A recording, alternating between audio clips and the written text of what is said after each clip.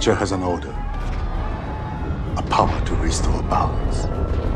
I believe he is that power.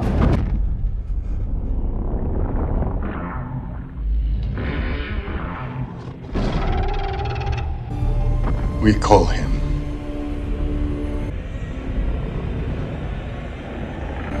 Gojira.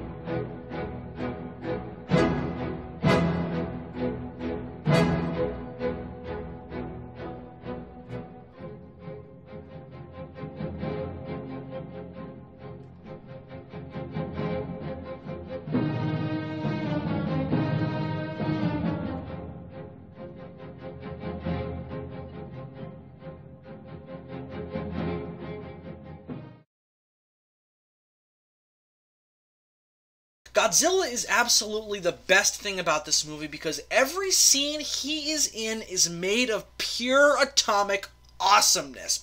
He has a commanding, powerful, larger-than-life presence, exactly how Godzilla should be perceived. They got his overall attitude perfect.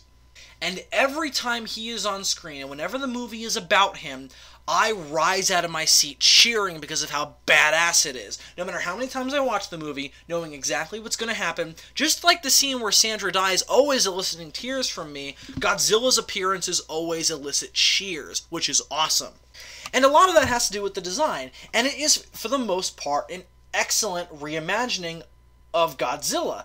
Now, it did have to grow on me, I will admit, and a lot of it over time. It has taken me years, in fact, given how long we've known basically what Godzilla was going to look like, to grow on me as a good version of Godzilla. Now, the things that initially really bugged me about the design were mainly the gills, of course, which, of course, Godzilla has never had in the past, and I still think are a strange addition. The lack of visible ears, which Godzilla has almost always had, no matter how many times his design has changed. And probably the biggest thing, his elephant-like stubby feet with those short little claws. Now again, these things still don't thrill me, I still think they're all very odd design choices, but they are overwhelmed by everything that the design gets right. The head and face are fantastic. He looks imposing, ancient, and very emotive. His head and face are extremely reminiscent of the Heisei Godzilla head, which is cool because that's my favorite Godzilla design. That kind of squarish, angry-looking face.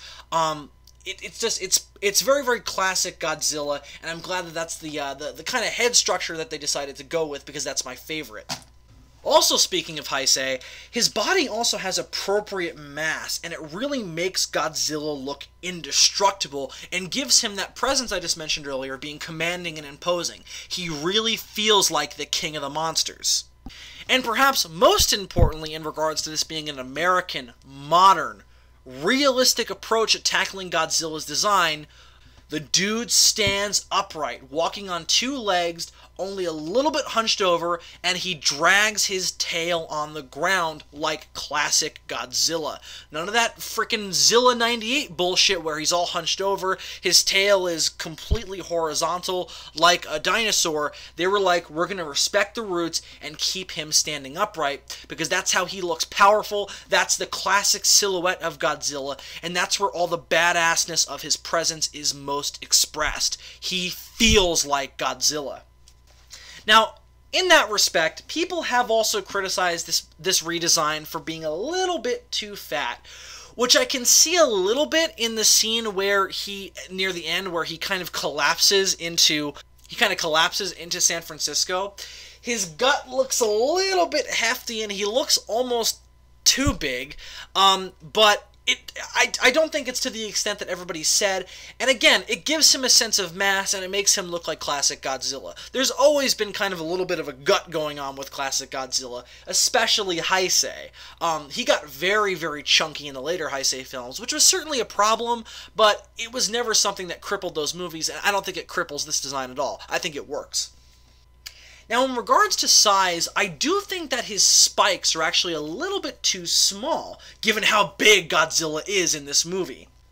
But aside from not quite being in proportion with the massiveness of this body, in fact, I've seen some fan redesigns online that give him bigger spines, and I think that would have been a good thing to do in the movie, again, given how frickin' enormous he is.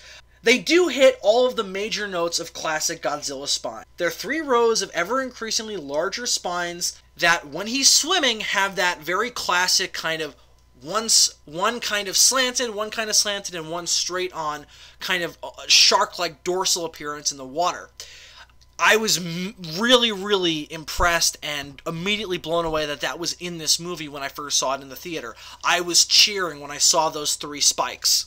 Now, they're not entirely reminiscent of classic Godzilla because the overall shape of the spines is more reminiscent of the Millennium Godzilla, specifically the Godzilla 2000 design, where they're very jagged and almost kind of wavy, and not that kind of traditional maple leaf shape that most classic Godzilla designs take. Again, it's very reminiscent of Godzilla 2000, where they're kind of crazy or a little bit more almost mutated looking. So I like that. They make sense, and I think they look great. And they still have all the classic trappings of good Godzilla spines.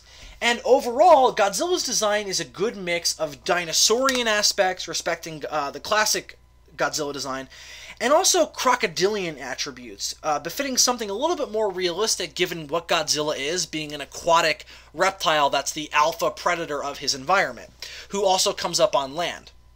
The design of his scales and the overall design of his bodily kind of shape is a little bit more reminiscent of crocodilians than it is traditional dinosaurs, which again, I think makes sense.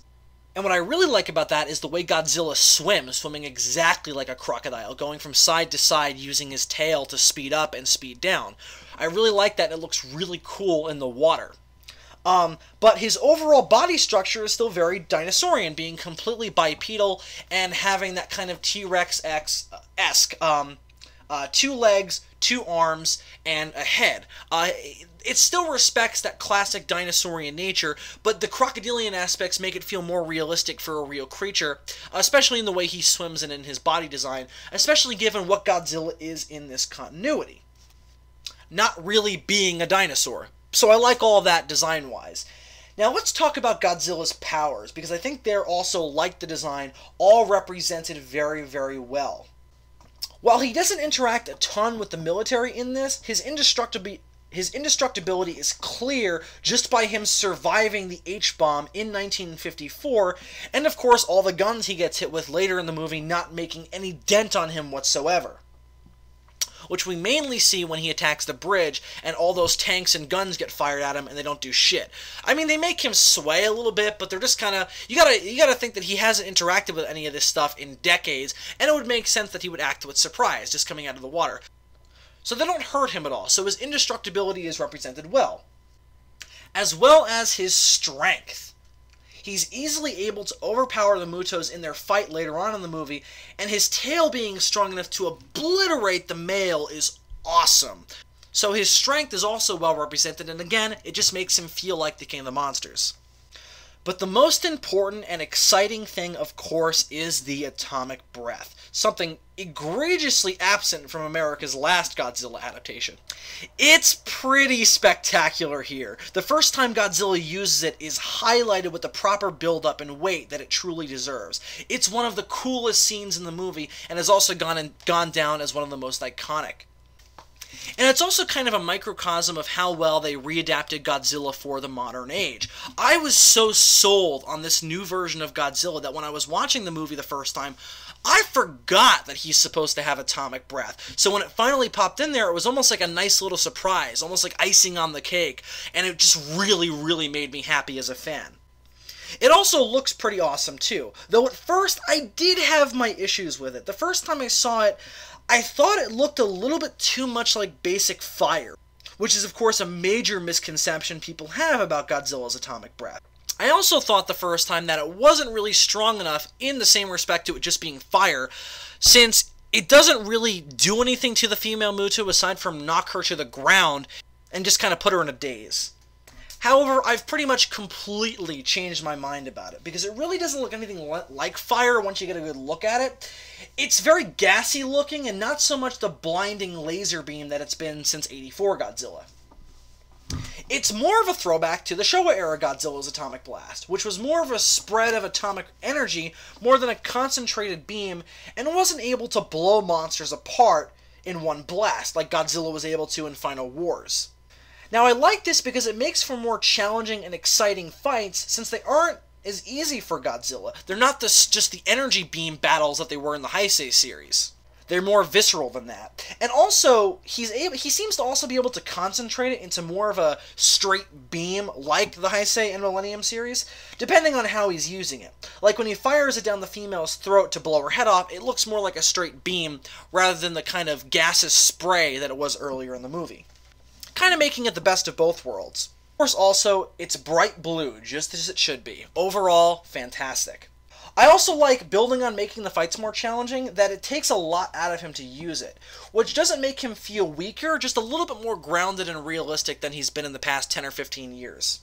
Since expelling that much concentrated radiation must drain a lot of power, and since he and the Mutos feed on nuclear energy to survive in this continuity, it makes sense that he'd only use it when necessary, and that it would drain as much energy from him as it does. However, this starts to bring us into murkier waters, namely Godzilla's origins in this continuity and his characterization. But let's start off with the revised origin. The big thing, of course, is that in this continuity, Godzilla is not a mutation, which, as I talked about in earlier videos, really irritated me at first.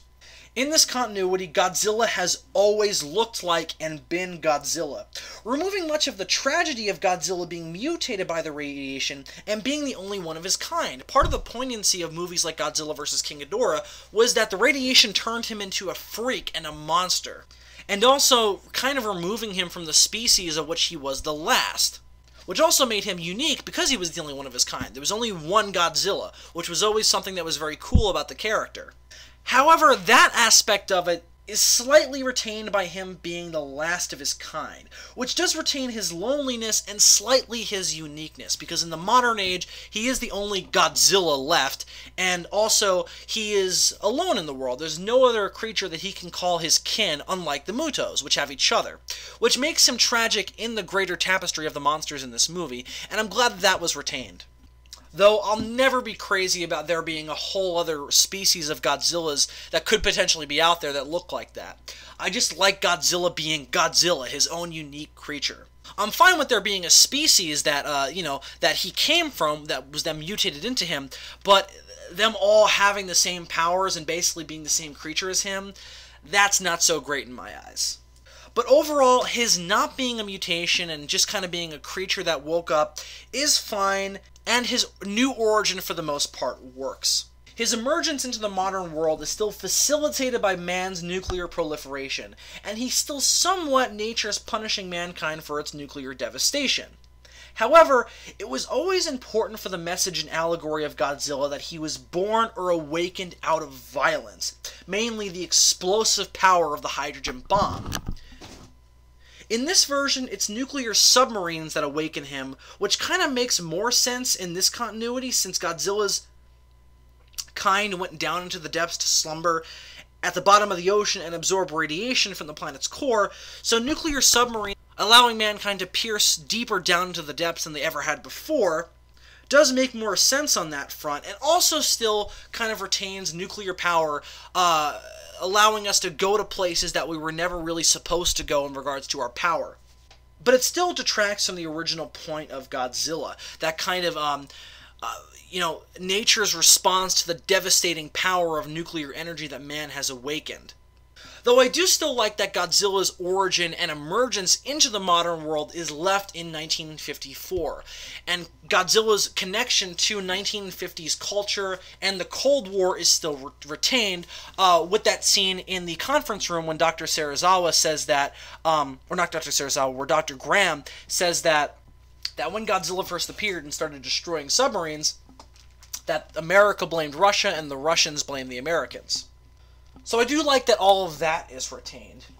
And in terms of Godzilla's new origin, in terms of Godzilla being an ancient apex predator from a time when the Earth was 10 times more radioactive, in terms of I like Godzilla's kind being the apex group of predators of an ancient ecosystem of radioactive animals, since it gives a realistic, natural reason for him to be the king of the monsters. He's the biggest predator, the hunter of the smaller creatures.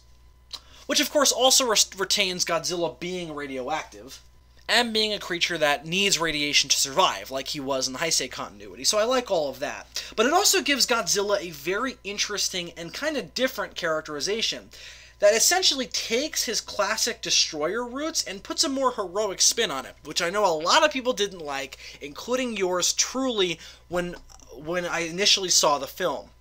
But like the design, it has grown on me over time, and I'll explain why.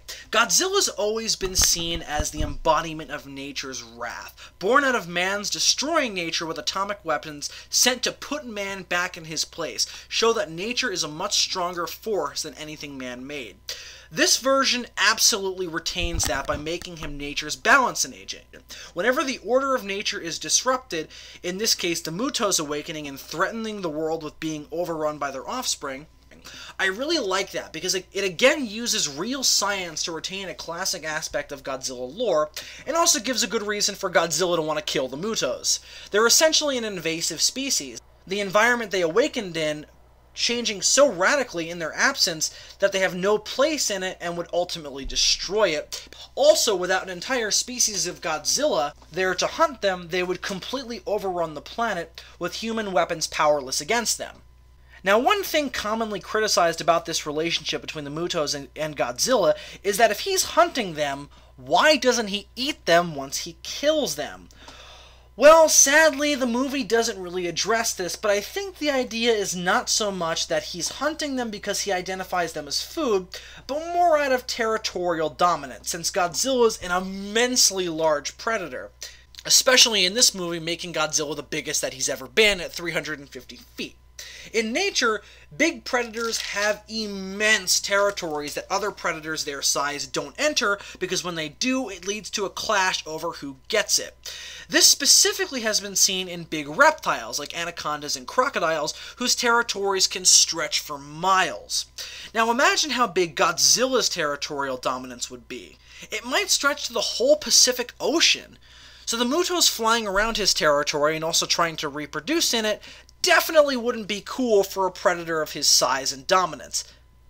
That would be seen as a threat. The other thing is that Godzilla might not have been around himself during the time when his kind actually ate the Mutos, since the movie is vague about how old Godzilla is specifically. Serizawa calls him an ancient alpha predator, but it's unclear whether he's referring to Godzilla himself or just generally his species. Regardless, Godzilla might be hunting them based just on instincts, his kind evolving specifically to hunt the Mutos kind. Those instincts would never really die no matter how much time passes, and regardless of Godzilla ever seeing a Muto with his own eyes. Ultimately, my point is, it does make sense in the context of the story that Godzilla reappears to kill the Mutos and not necessarily eat them. However, the problem is that the film itself doesn't spend enough time explaining and fleshing out this relationship, which brings me into what is the single biggest problem with the entire film.